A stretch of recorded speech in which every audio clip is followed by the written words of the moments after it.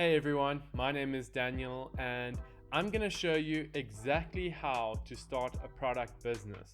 By the end of this video, you'll know the 5 steps you need to take in order to take your idea to market and actually have a product.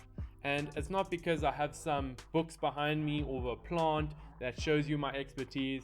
I've actually started a product business before and I ended up selling it. So I think I know a little bit of what I'm talking about, but I definitely have a lot more to learn, but I just want to share my learnings with you. In terms of the business I started, I'm going to show you exactly what it did and how I developed it. This is the website. So on this website, you can see that I created wooden cases around a pain point I felt myself. I was an accounting student in university, and so we had all these different handbooks, and so there was flags around the side of them, and so the case basically allowed for the handbook to go inside so that it was safe, protected from the weather, didn't get crumpled, and all my hard work was saved. So that was the business I started, and I'm going to take you through the 5 steps I had looking back to show you how you can speed run this process. So in terms of the first step is testing the idea. This is so important. I started my product off the back of having a personal pain point, but the problem is that I should have talked to more people. I should have at the beginning said, hey, I have this pain point. You're a similar accounting student to me. Do you also have that pain point? And the answers I get from this would be very validating in knowing whether the idea that I had would actually solve the pain point. But further to this, if there was a pain point, is it even worth pursuing? And what I mean by that is, it's all great to have a pain point that you might be able to solve, but if the market isn't big enough and it isn't lucrative enough, then are my efforts really going to be validated? I might be working for a market that only is about 50,000 Rand or 100,000 Rand in its entirety. And is that a market I want to service? And that's a question you have to talk about with yourself, because if it is a small business you want to run, then maybe 100,000 Rand every year is a pretty good thing to have. Or if you want to scale it even more, it's good to know the threshold or the kind of roof that you'll hit if you grow the business enough. So the first step is to actually talk about the idea to others. See if they have the same pain point as you, so that when you're developing the product, you can fit it around that pain point to solve it so they'll buy it. That's step 1. Step 2 is to develop a prototype. Now, I'm assuming you've talked to people, you've found out whether they have a pain point, and now you've designed a product and you've developed a prototype with a manufacturer or by yourself that you can go back to these people and say, hey, we chatted a while ago. This is the solution to the pain point you and I have. Will you buy it? And if the answer is yes, then the next step is to say, cool, we're collecting pre-orders right now for a bulk manufacturer, and 2 months from now, can I take a 50% deposit from you for the product? If they say yes to that, well done. If they say no, you need to ask why. Dive a little bit deeper. Why don't they want to commit to it? Do they not think it actually solves the problem? Right? Were they just complimenting you on your success or your ability to have an idea, but actually weren't interested? They were just being nice. This is an important step, because if you can collect enough pre-orders, then it becomes much easier when you're manufacturing, knowing exactly the type of numbers you need to produce initially. So that's an important step. You need to find out if people are actually going to commit to the idea, commit to the solution to their pain point. That's step number 2. Step number 3 is marketing the idea.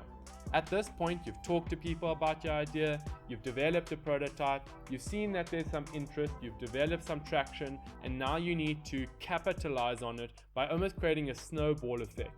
You want to create a marketing page or a newsletter or a simple landing page where people can come, they can pay you for the product, get onto your order list, or they can submit their information to you so that when you start manufacturing and you go live, that they can easily have all the information they need to get involved in that process. So you need to develop marketing efforts around social media, whether it's LinkedIn, Twitter, Instagram, or Facebook. You need to get out there, create posts, do some advertising if you need to, but on a very small scale, just to get that initial traction going. And when you start manufacturing, which is the 4th step, you need to develop traction, get really good word of mouth going, and get people really around your product, get them involved as a community so that they're the ones that will spearhead your marketing effort. Marketing is very expensive, and if you can avoid it at all costs, it's better to have people using word of mouth to help you get further and further. And depending on your product, it might actually be a very visible one that is in front of a lot of people's eyes. So mine was being taken to lectures, was being taken to residences, and it was a really good starting point in a conversation. I mean, if you look at this, it really is, what is that? What is a cocoon? What is this part A1? And so that develops some interest around it, and then your customers become your brand ambassadors. So customers, and dealing with them in the best way, showing them your love, showing them your attention, and getting them on board is the best thing you can do initially when you're starting your business. That is step 3, is marketing. The 4th step is manufacturing. So there's a lot of complexity around this, and I've kind of skirted on the details. I've assumed you found a manufacturer, you're making it yourself, but you don't want to over manufacture initially. You don't want to have your room and your closets full of inventory that isn't going to sell because you've only selected a small amount of people who are actually interested and the idea hasn't gone far enough. So I would rather lean towards scarcity initially, having fewer products available, and then getting enough traction going, selling those, and then having a bigger order the next time, and then a bigger order the next time, the next time, the next time.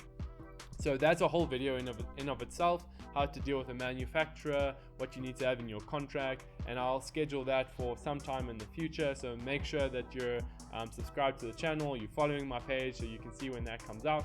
But that is a whole process in of itself. I'm going to assume that the video is somewhere here, it'll pop up in the future when it's arrived. The last step is to sell.